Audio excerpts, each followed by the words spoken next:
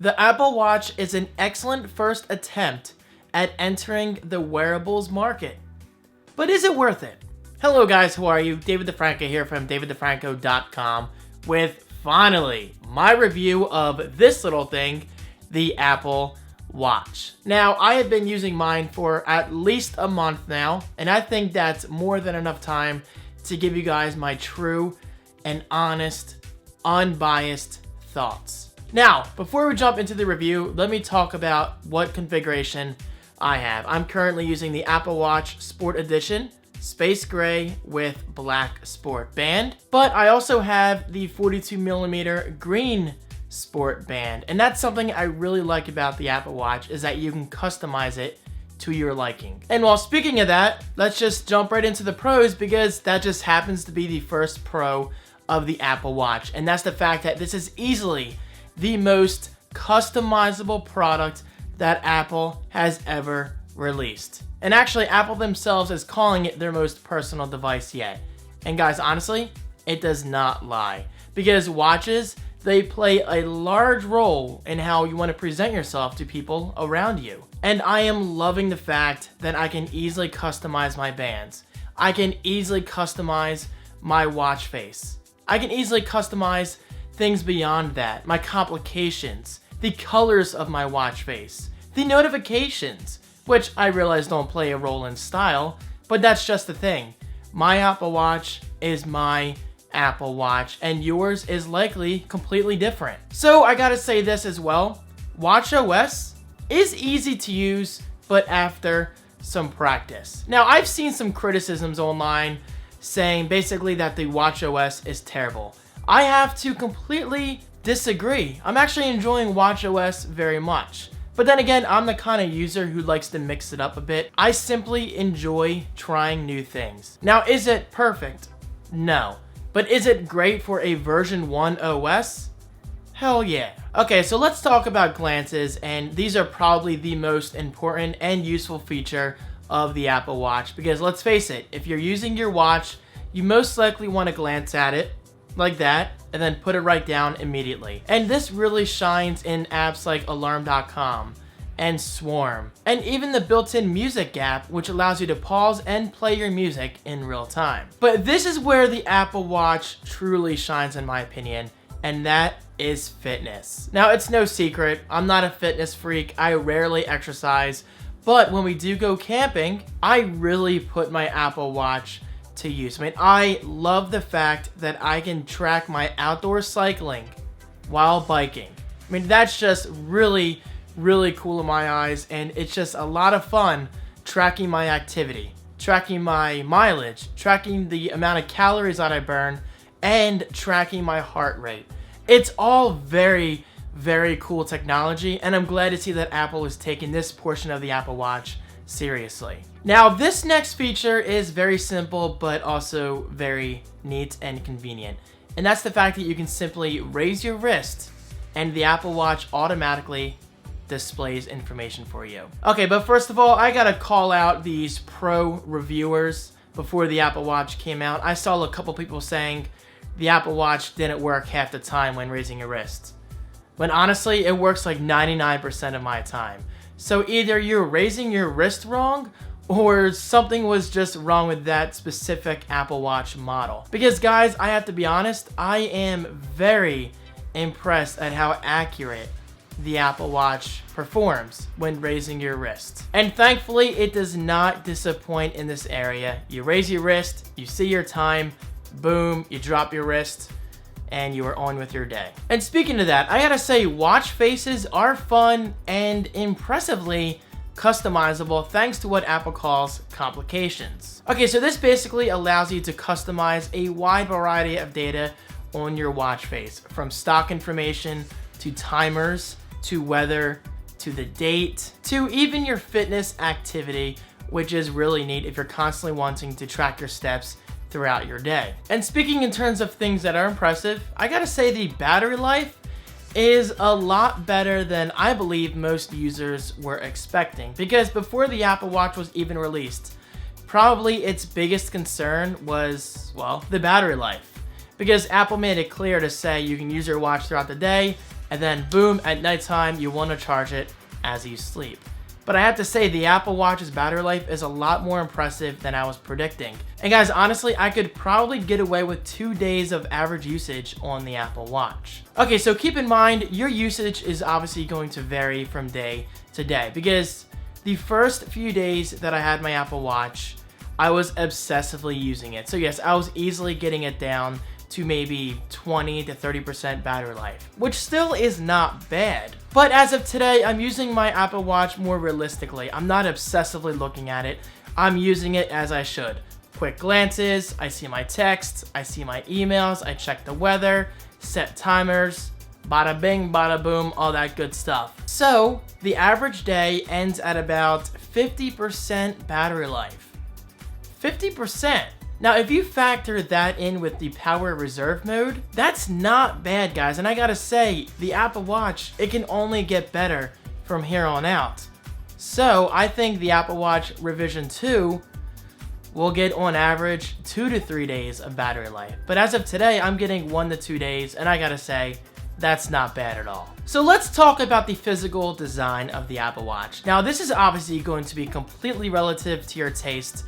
And I gotta say, for a version 1 product, it's pretty sexy. And yes, you can call technology sexy, there's nothing wrong with that. But yeah, I mean, I think Apple did a great job, especially considering they've never created a watch before. I mean, this is a good looking product, especially if you factor in the digital crown. Now keep in mind, I'm not a big watch person, but the Apple Watch is definitely changing my mind. I mean, I'm thoroughly loving my Apple Watch, and I love having the digital crown, which by the way, just feels smooth as hell. Apple definitely did a lot of research on this particular aspect of the Apple Watch. It just feels great, and it performs as you would expect it to. Pushing it in takes it to the home screen. You can turn the dial to cycle through calories, through your timers, through a bunch of different things. Obviously, it's gonna perform differently from app to app. And now the next thing I want to talk about real briefly is Force Touch. I am loving Force Touch. Now this is still somewhat of a new technology from Apple, and they're clearly putting it into several of their products, from the Apple Watch to the new MacBook, the MacBook Pro, and eventually I'm sure the Magic Trackpad and the iPhone. Now I don't see the iPhone 6s, in October, September, whenever it's going to come out. I don't see the iPhone 6s having Force Touch yet. But mark my words, I think chances are very good that we will see Force Touch on the iPhone 7 and in iOS 10. So I think this is just the beginning. But as of today, Force Touch on the Apple Watch, it performs beautifully.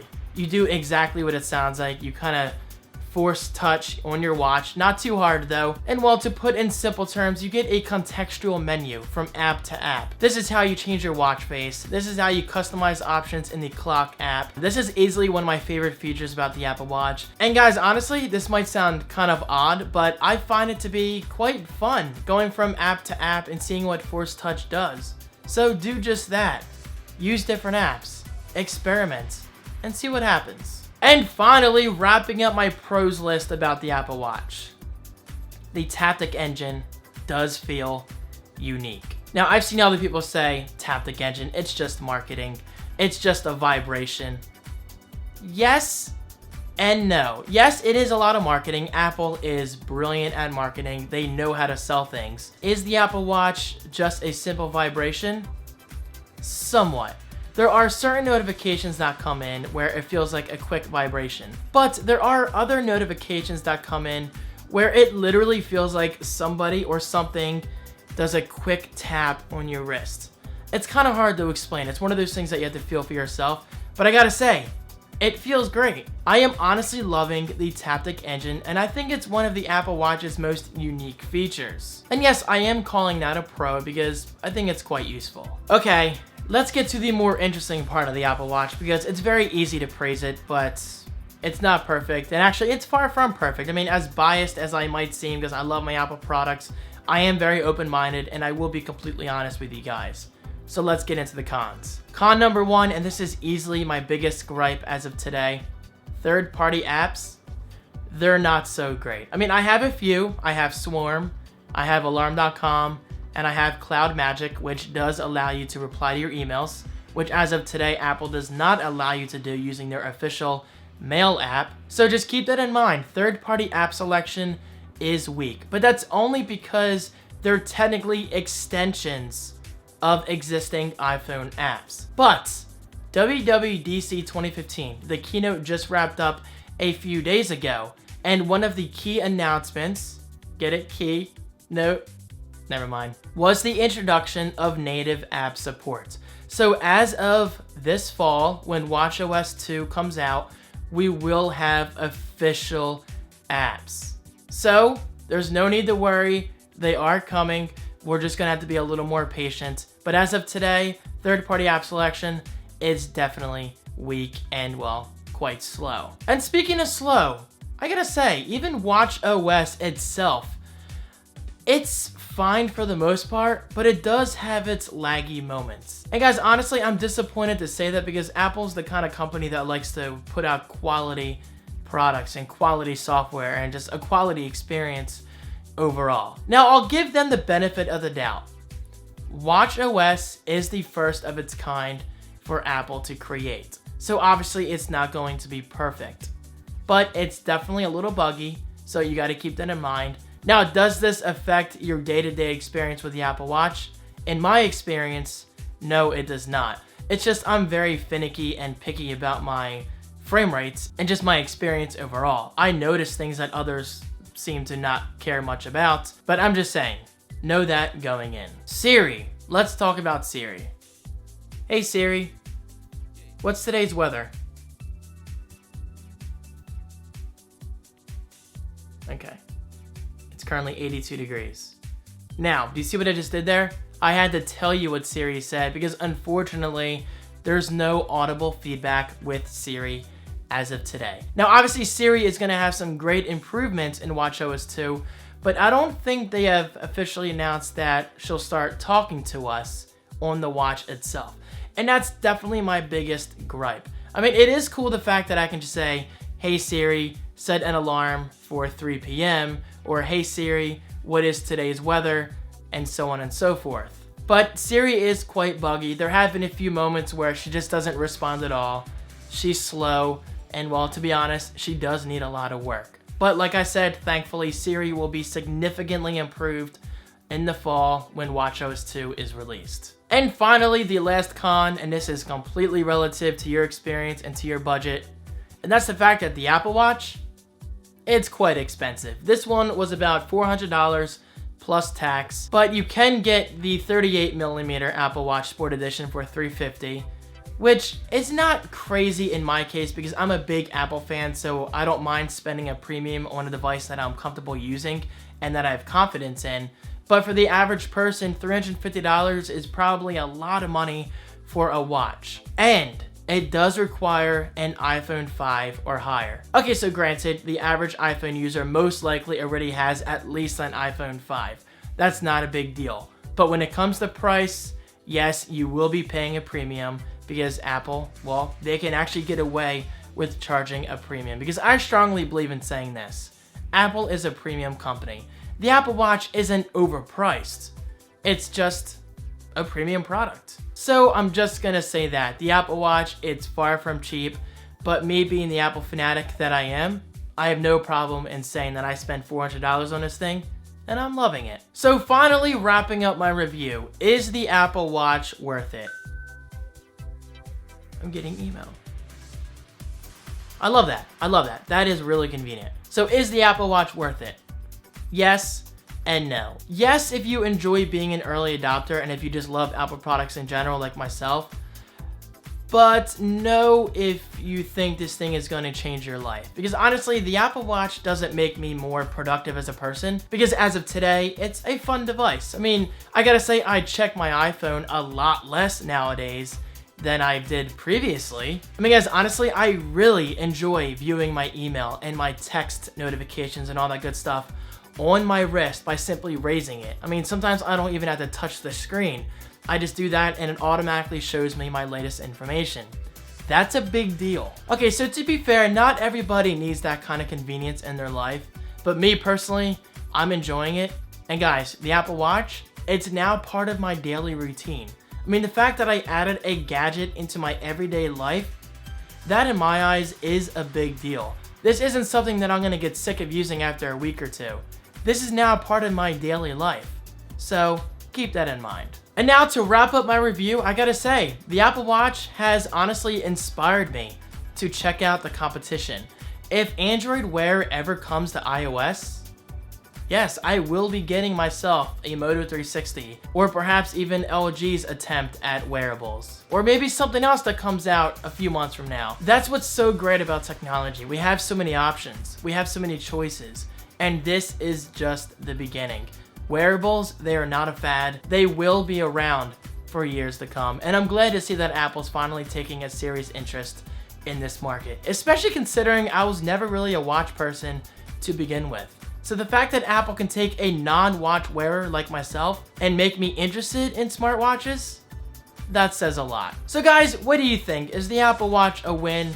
Is it a fail? Well, it's clearly not a fail. They're selling thousands upon thousands every week, but I am interested in hearing what you have to say. Do you think the Apple Watch is for you? And of course, don't forget, please like this video. I'm trying to get people to be more interactive. I mean, I bring in thousands upon thousands of views, but my average video gets maybe 200 to 400 likes. Let's see if we can get this video to at least 600 likes. You think we can do that? Click that like button, it just takes a second. Thank you guys so much for your support, I really appreciate it, and I will see you guys in my next video. Peace.